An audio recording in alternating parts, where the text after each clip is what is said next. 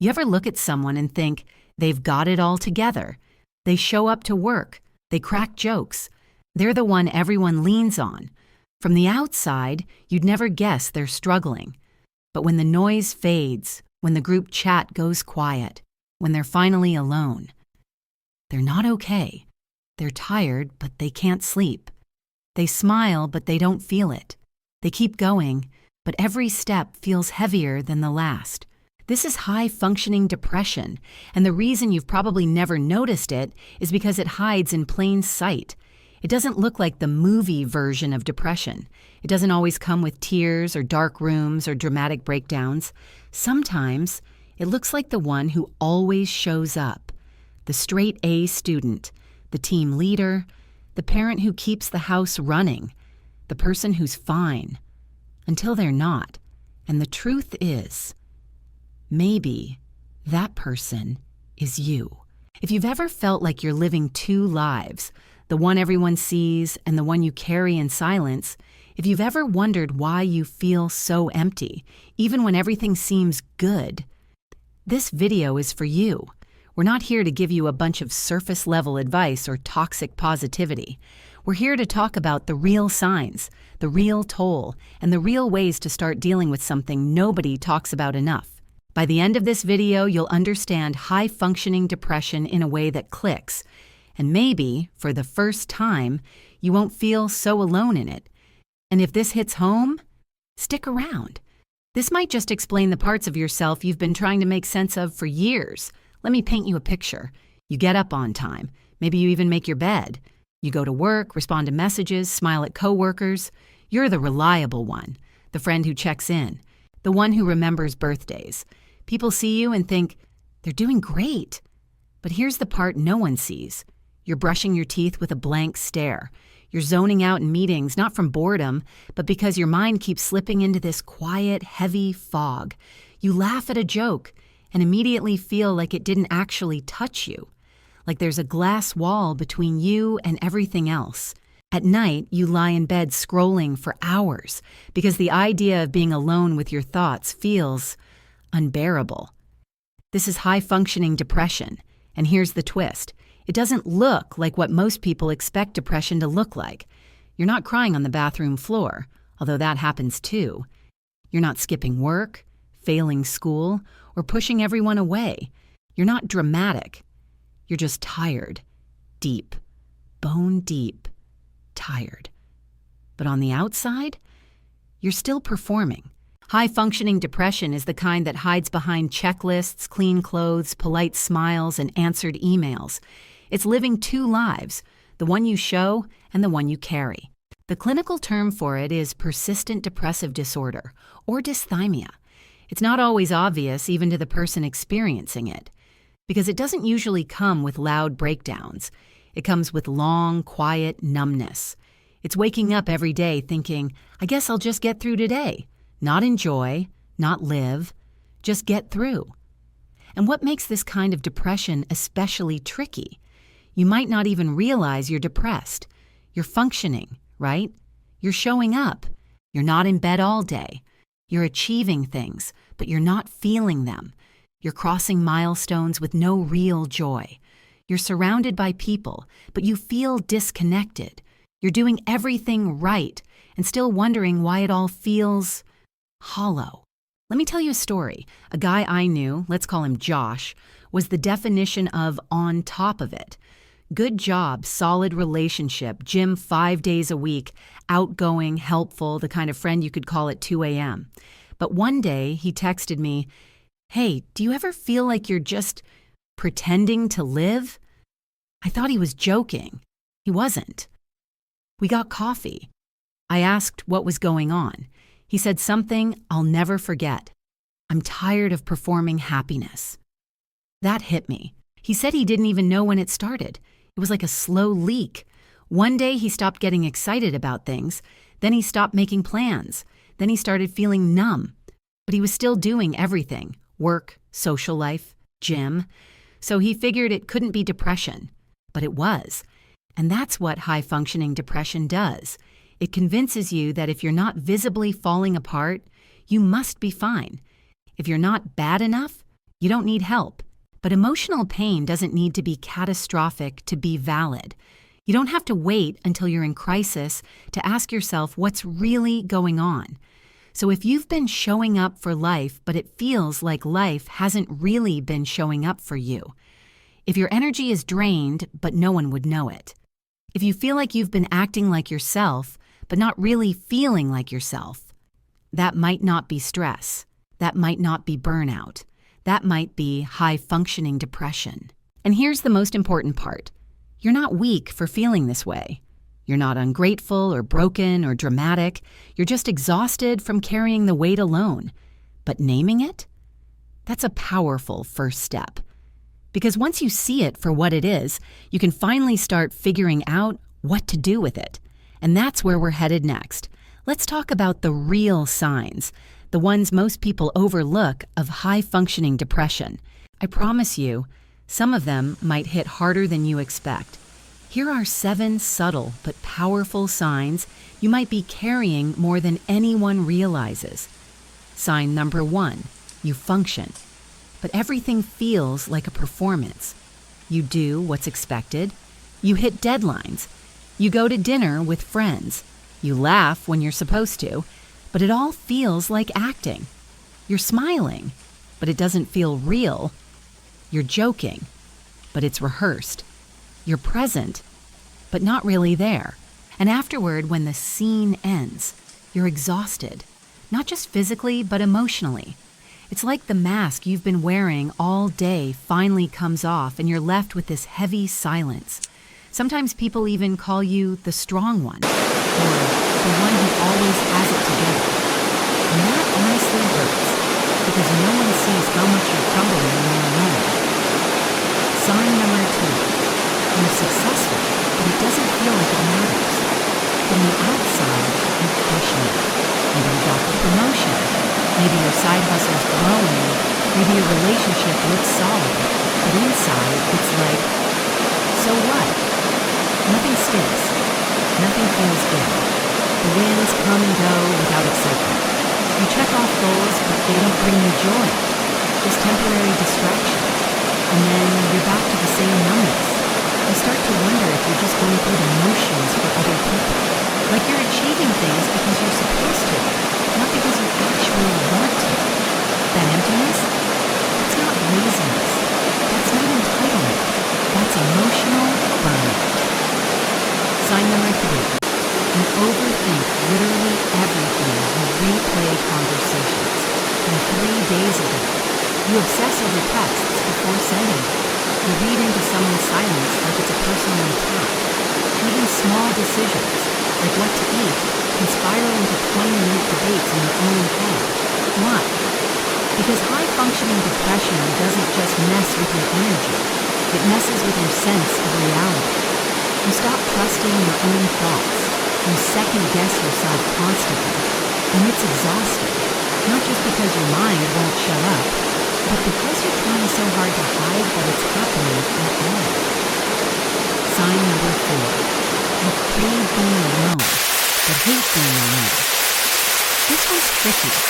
After a long day, all you want to do is isolate. Turn off your phone. Cancel plans. Avoid small talk.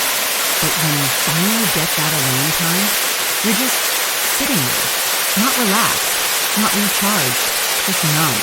Maybe even more anxious than before. It's this weird emotional tug-of-war. People drain you, but being alone with your thoughts? That's a whole different kind of pain. You keep bouncing between burnout and loneliness, never really getting what you need. Sign number 5.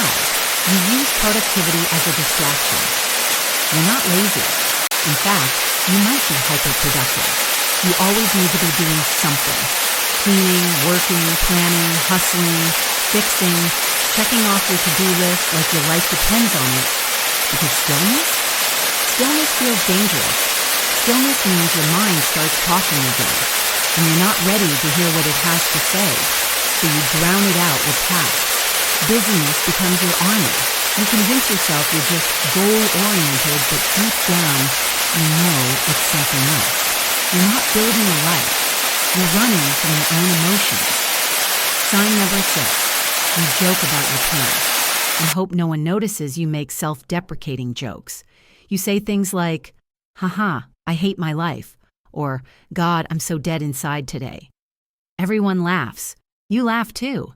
But part of you hopes someone hears it, that someone will pause and say, wait, are you okay? The thing is, people don't, because you're so good at making it sound like a joke, so good at keeping it light, so good at being the funny one. But every joke carries a piece of truth, and sometimes it's the only way you know how to ask for help, without actually asking. Sign number 7. You use escapism like oxygen, late-night binge-watching, endless TikTok scrolling, video games until your eyes burn. Not because you're relaxing them, but because it's the only way to turn your brain off. You're not enjoying it half the time. You're numbing. You're zoning out because the alternative is facing that emptiness again. And you start doing it every day. Not because you're lazy, but because you're trying to survive in a world that doesn't know how to deal with quiet suffering. Over time, it becomes habit. And then it becomes identity.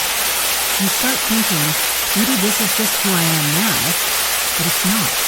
So, what now? If you saw yourself in any of these signs, take a breath. Seriously. This isn't about diagnosing yourself. It's not about labeling yourself as broken or sick or messed up.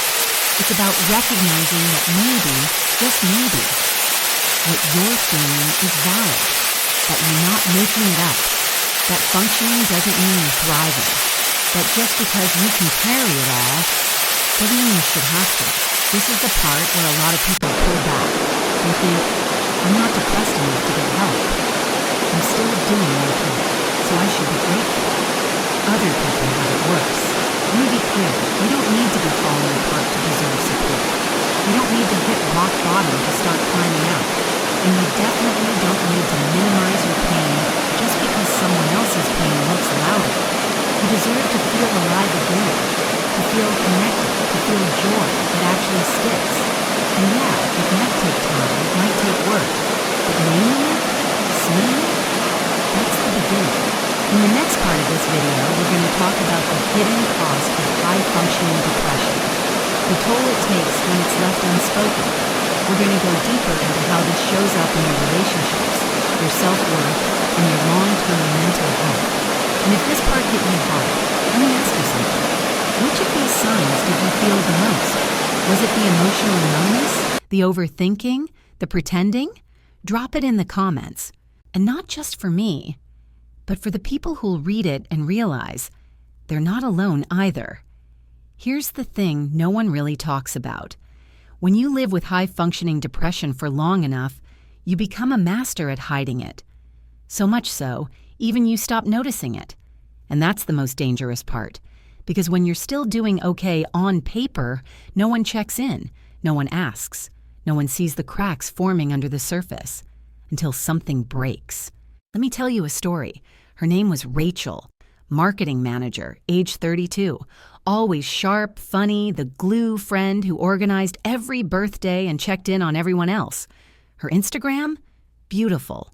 Weekend brunches, dog mom life, gym check-ins, motivation quotes. But behind the scenes, she was unraveling. She hadn't slept properly in months. Her eating was inconsistent. She kept a smile on at work but cried in the car on the way home, almost every night. Her friends would text, "You good?" And she'd type back, "Yeah, just tired." That became her go-to lie. What nobody knew was that she'd been feeling numb for almost 2 years.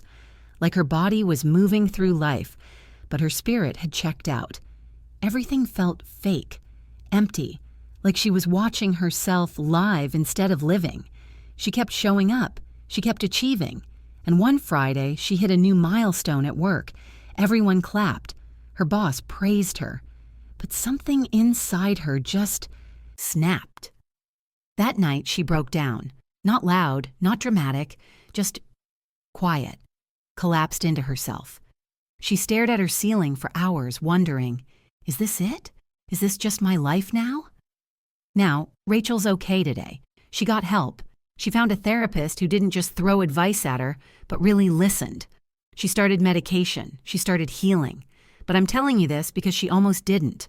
And there are thousands of people just like her, carrying this silent weight, thinking, I'm probably just tired. It'll pass. I'm still functioning, so I must be fine. But functioning is not the same as thriving. Smiling is not the same as healing. Being busy is not the same as being okay. The cost of high-functioning depression isn't just sadness. It's lost years. It's relationships that never deepen because you're afraid to let people see the real you. It's goals that never feel fulfilling. It's constantly living in survival mode. It's looking back at your own life and realizing you were never really in it. That's what this disorder steals. Your connection to life. It makes everything feel muted. Like watching your memories on a broken TV, color faded, sound distorted. You're there, but you're not in it. And here's the part that really hurts. The longer you fake it, the harder it gets to stop faking it, because the people around you get used to the version of you that's always fine. They don't know the you that's breaking down quietly in the shower, the you that wakes up already exhausted, the you that's so good at holding it together you've convinced even yourself that there's nothing wrong. But something is wrong. And if you're hearing this and thinking, that sounds like me, you're not broken. You're just really, really tired from carrying something alone for too long. The hardest part of high-functioning depression isn't asking for help. It's convincing yourself you deserve it, that you're allowed to say, I'm not okay, even if your life looks fine from the outside. So here's your permission, right here, right now. You don't have to earn your pain. You don't have to be falling apart in public to ask for support. You don't need to compare your suffering to anyone else's to justify getting help. You're a human being who's been functioning, not living, and that's reason enough. In the next section, we'll talk about what you can actually do about it. Not surface-level stuff, not empty, just think positive advice. We're going to talk about real ways to start reconnecting with yourself, ways to stop performing and start healing, slowly, honestly, and with compassion. But before we go there, I want to ask you something. Have you been living life like Rachel? High-achieving, presentable, doing fine, but numb, detached, and waiting for some invisible shift that never comes? If that's you, say it in the comments. Just type, I've been pretending. No shame, no explanation needed, just a signal, a flag, a way of saying, I'm still here, but I don't want to do this alone anymore. And maybe, just maybe, someone will reply and say, same. Because even that one word, same, can be the start of a shift. Okay, so now what? You've recognized the signs. Maybe you've seen yourself in the stories. Maybe you've been carrying this quiet weight for years. The natural next question is, how do I fix it?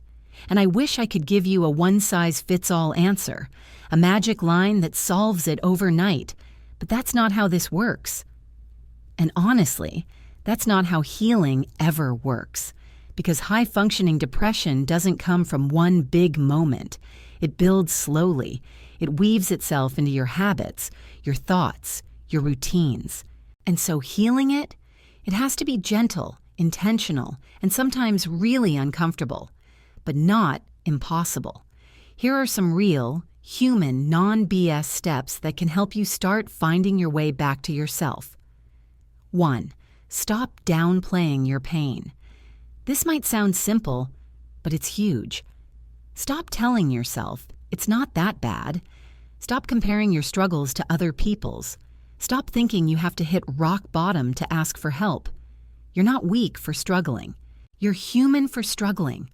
Pain doesn't need to be loud to be real.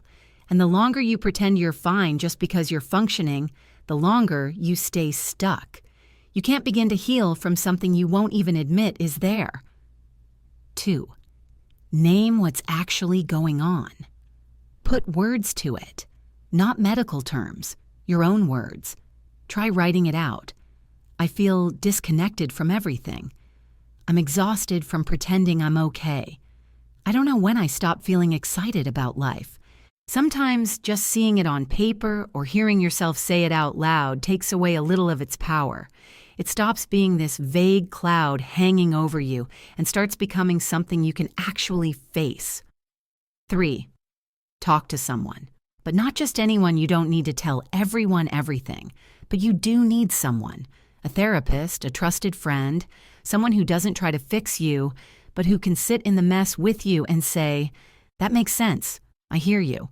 And if therapy feels overwhelming or too expensive right now, there are still ways to start. Try a support group, online or in person.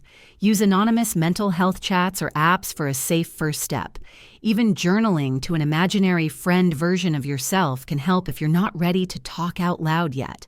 Just start getting your inner world out of your head. Let someone, or something, witness it. 4. Watch your coping habits. This one might sting a little.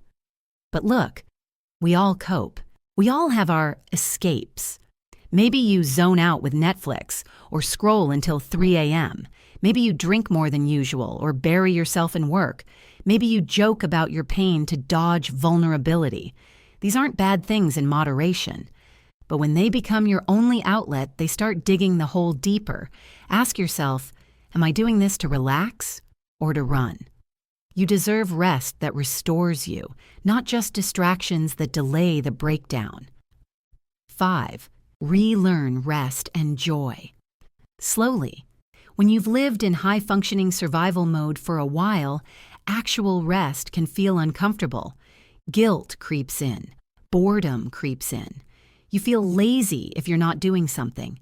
But real healing starts when you let yourself pause without punishment.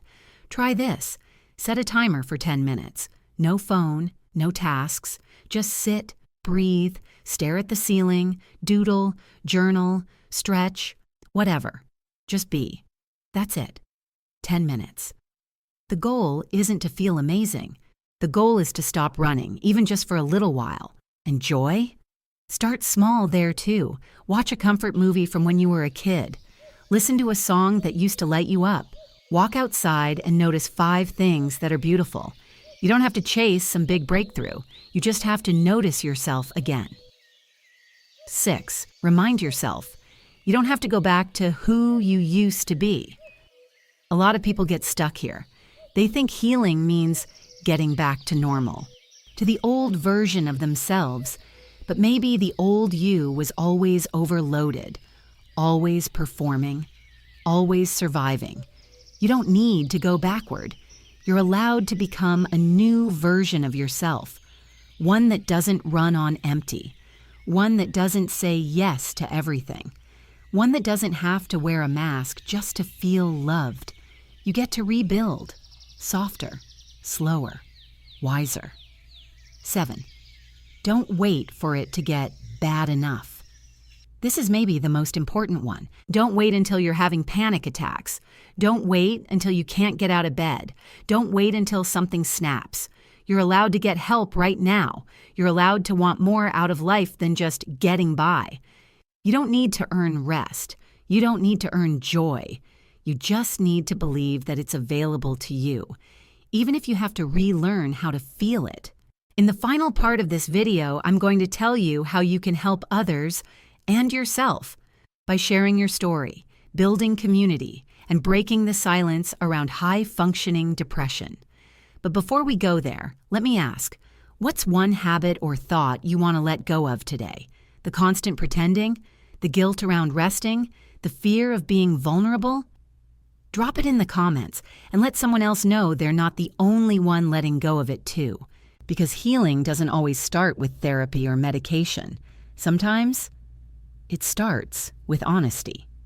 Let's be real. High-functioning depression thrives in silence, in secrecy, in spaces where everyone looks like they've got it together, and no one dares to say, "Actually, I'm not okay." But what if this video could change that? What if this space, right here, could become a place where people don't have to hide anymore? That's the power of speaking up. Because when even one person shares their truth, it gives the next person permission to stop pretending, and the next and the next. You don't need to have a 10-step recovery plan. You don't need to write some perfect inspirational message. You just need to say what's real for you. So I want to ask you something, and I really hope you take 30 seconds to respond. What's one sign from this video that hit you the hardest? The overthinking, the numbness, the feeling like you're living two lives? Drop it in the comments. Start a thread. Respond to someone else. Let them know they're not the only one. And if this video helped you feel even a little more seen, please consider subscribing to Psych Too Deep. That's how this content keeps going. That's how more people find their way out of the dark. That's how we build something real here. Also, send this to one person, just one. That friend who's always fine, the coworker who's always smiling, the sibling who's always strong. They might need this more than you think, and it might open a conversation you've both been afraid to have. This channel isn't about pretending to have it all figured out. It's about being human. It's about healing out loud, and it's about knowing you're not the only one walking through the fog. So let's talk in the comments. Let's connect. Let's be honest finally. Thanks for watching. I'm glad you're here. Really.